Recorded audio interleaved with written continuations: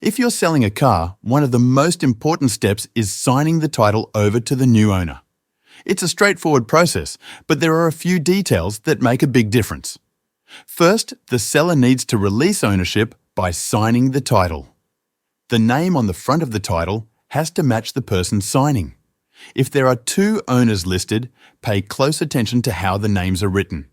If it says "and," both owners must sign. If it says "or," either owner can sign by themselves. Next, it's a good idea to prepare a bill of sale. Some states require it, and even if yours doesn't, it helps both the buyer and seller keep a record of the purchase price. That number is important because the DMV uses it to calculate sales tax.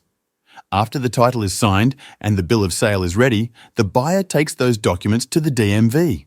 They'll also need the car's odometer reading and the purchase price.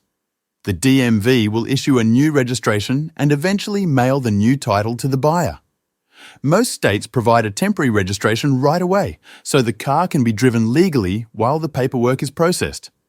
Keep in mind that the buyer is responsible for paying title transfer fees, and those costs can vary depending on the state. For example, some states also require an inspection fee or additional charges based on the car's value. And that's it.